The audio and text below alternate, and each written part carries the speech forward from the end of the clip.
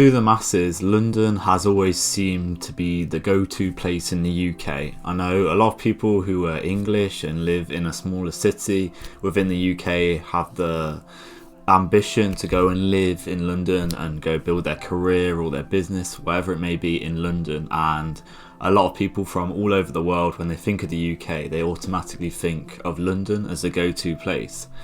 However, from my personal perspective, whenever I've been to London, I've been very disappointed with what I've seen, and I wanted to make this video just to kind of put a feel out there for if a lot of people agree with a lot of the points that I want to make in this video. I want to make this video as balanced as I possibly can be, because obviously there are benefits to living in London, but I think for the masses it just doesn't make a lot of sense to me. And maybe if you are someone who's been considering it for the last 6 months, a year, but there's something for whatever reason maybe holding you back, maybe this video will just help you to kind of discover that. So I've made a few positives and negatives on the whiteboard, so I'm going to get that out, and we can see what I think and see what you think, and then I'll kind of give my reasoning as to why. And I think a lot of people will agree with a lot of them positive and negatives is good data, and I'll try and put some of that throughout the video. So I'll get on to the positives first of all. And for me, I think one of the biggest positives to living in London is having the accessibility to the rest of the UK, with it being, obviously London is a lot more down south compared to some of the UK, but it has a lot of accessibility, whether that be trains and most importantly travelling with planes. There's 3 airports in London. You've got Heathrow, Stansted and Gatwick, so there's 3 main airports, and also Luton not too far away. So when it comes to travelling, you can get from one side of the country, for example London, and go to like Edinburgh in about 3.5 hours, something like that. So from that point of view, when you are someone maybe who has their own business or has a high level career that involves travelling across the country or across the world even, then London may be a great place for you to be, because like I say, you're going to have that ability to travel quite easily and quite frequently, and there's a lot of options. So second point is network opportunities, and a lot of people talk about networking. Go to Dubai, go to London, go to all of these places for networking. And I do think London, you are probably going to meet a lot more kind of high value people, so to speak, particularly if you're a young man and you're trying to find maybe more people with a bit more ambition to go and achieve something a bit more in your life than living in the kind of small hometown that you might be from, like myself. You're going to see a lot more people who are kind of on it, whether that be business, finances, building body, or just kind of smashing it from all the different angles of life. I feel like you're going to go there and you'll see a lot more people, and you'll be able to meet people, and maybe you never know where that could lead to if you just meet someone, whether that be through your job, through a business, through just going out and seeing different people. And you're going to meet people from all over the country, from different backgrounds, from different countries too, because London is very popular, like I say, tourist destination for a lot of people to come and visit. So and the third point, which links quite closely to networking opportunities, is good for business, because if you are arranging to meet someone maybe from a different country or from a completely different side of the country in the UK, then London is always going to be a go-to place for the amount of different venues, and the kind of how the higher quality kind of venues are always going to be around that type of area. And especially think if it's someone who is going to come in from a different country, they're always going to come to London.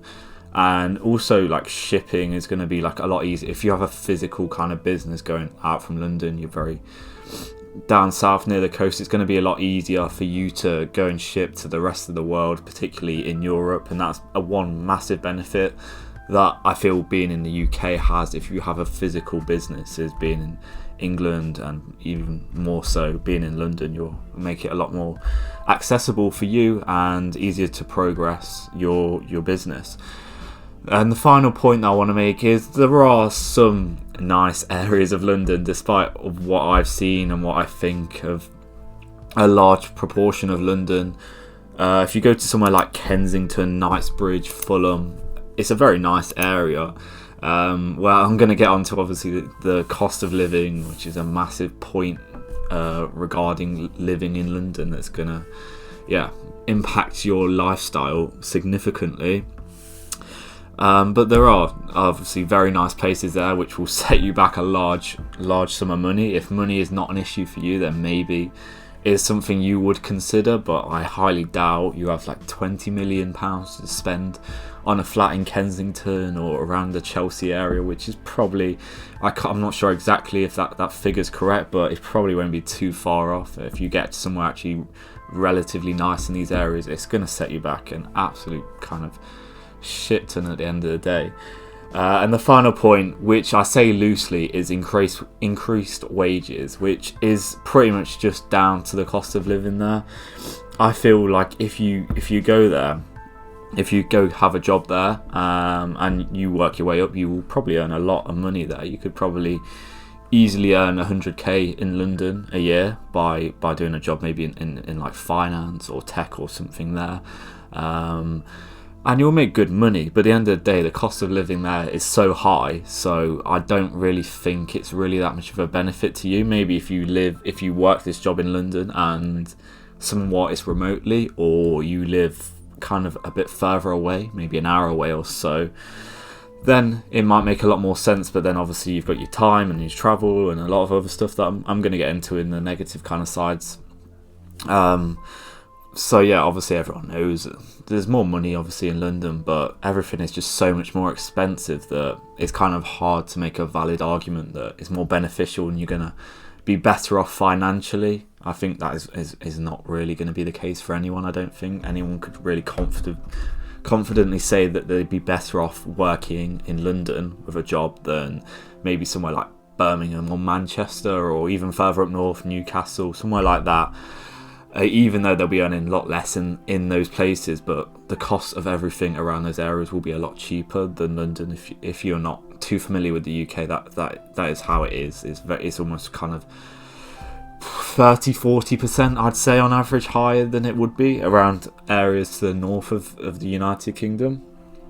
But that's what I have for the positive side of going to London. So I'll move on to the negative side of things. Make sure you can see. Hopefully that is shown on the camera. So the first thing I obviously want to mention is the cost of living in London is very high. Like I say, probably talking 30-40% higher than the national average, and it depends. Like I say, if you go to live somewhere like Kensington, Fulham, that type of area, it's going to be almost double really what you're paying, and a lot more probably, to be honest with you, than a lot of other areas in the UK, particularly, like I say, up north. And I just don't think, from a financial perspective, if that's the reason you're going there for, it doesn't make any sense, because the stuff you'll be paying for your living cost, even like your rent, your transportation, because you probably won't have a car if you live in London. If you're not too familiar with London, it's just so busy everywhere, and you'll pretty much have to get the tram or the train to other parts of the UK. Very busy, and yeah, so it's just all the little stuff, food, fitness memberships, clothes, going out, restaurants, all of that stuff is just so much higher there. Second point is I feel like it is just quite dirty there. The streets it's not very clean at all. The air quality when I'm there, I just think, I'm not sure exactly the stats, maybe I'll be able to find them and put them on the screen now, of the specific kind of air quality rating in London. But I can just tell it's not very good. Obviously, it's quite a built-up city and a lot of pollution there, so it's not going to have the best quality air. It's not just really somewhere you want to be. If you were kind of going after something a bit more peaceful, you like to go on walks and enjoy the countryside, you just are not going to find that at all in London whatsoever. Obviously, that you have parks and stuff, but it's just not the same. And your time spent when you're commuting, whether that be the tram, the train, the underground, whatever it is that you would get or you have been getting in London, you're spending so much time doing this because it's all just so rushed, so busy all the time. And it's something you get delays with trains very frequently, particularly just overall in the UK. That's been a massive problem over the last few years. So I just think you're gonna spend so much time doing this stuff, and like you're just gonna think like, I've got to work a job maybe that's like 8 hours a day, and then I have to get there, and I have to get the train. It might be delayed. I have to get the tram. I have to walk there. It's busy. The air quality, especially on the underground. If anyone's been in the underground in London, the air is awful. Probably one of the worst I've ever been to in my life. Air quality there is just horrible. And finally, well, I'll talk about knife crime, obviously. High in London, dependent, like I say, where you are in London. But just overall in the UK is quite bad. If you go to anywhere in the south of London, particularly around the Croydon areas, it can be very bad around those areas. And I remember saying that I wanted to go somewhere like Cape Town in South Africa, which is quite renowned for bad crime, particularly like knife and gangs related. But I say to people, well, London isn't really too much better. I always look at places and anywhere in the world, and there's always good and bad to it. And that is the case with London. Like, there's some great areas there, but there's also some not so nice areas. And it's the same with like somewhere like Cape Town or anywhere else in the world. You're going to get parts of it that's just not as nice as others. And that's just an important point that you need to remember, where and be like, oh, that's not safe, or oh, that place is really nice. It just depends. And I feel like if you are someone who is, you have your wits about you, and you're not kind of doing anything stupid, you'll probably be fine nearly everywhere in the world. Particularly if you've kind of built like quite a masculine frame, people aren't really going to mess with you. I don't feel like. People might say differently in different parts of the world, but I just don't, from what I've seen anyway, that doesn't really happen. And the final point that I wanted to make, and maybe the most important point that a lot of people will probably ignore in this video, is the stress and happiness related side of living in London.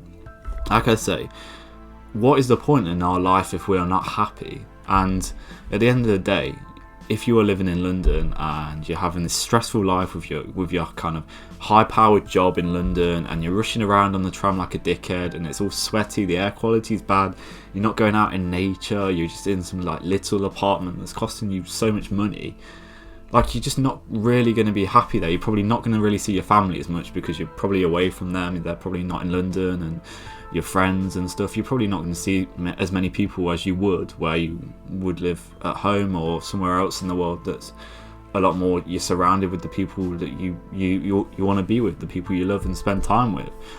So from that point of view, I just don't really think you're going to live a very happy lifestyle at all. And like I say, you might prove me wrong, you might think a lot differently, and I don't want to make this video just saying that, oh, London is shit and you shouldn't go there, because in my videos I always want to give you kind of some advice and some guidance if you're someone like, yeah, okay, you're saying this, but so where else should I go?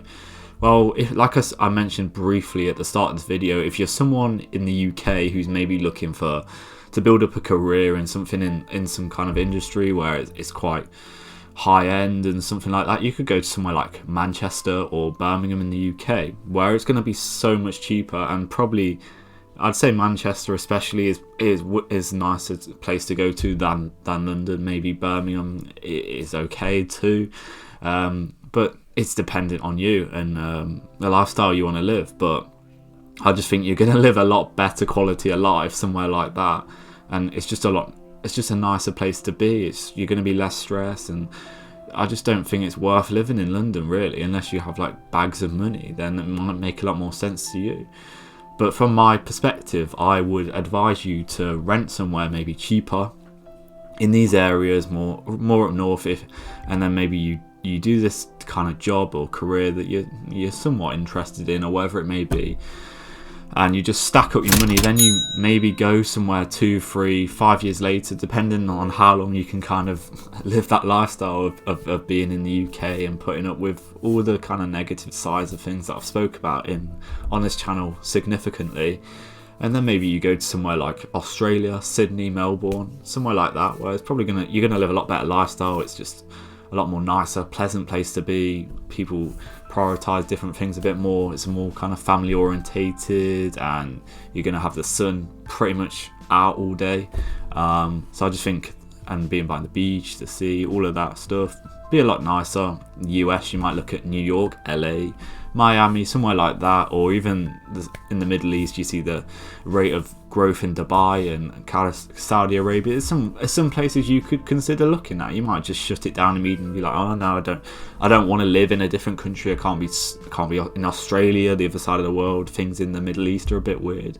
America's just on the decline. You've got valid points for saying all of this, but I'm just kind of giving you some ideas of where you could go and you might live a better life than you probably would in London. And from my personal perspective, I don't really want to just own one property in a kind of a set area. I'm a lot more likely to do, kind of as I said, rent quite cheap if I'm in somewhere for a set period of time.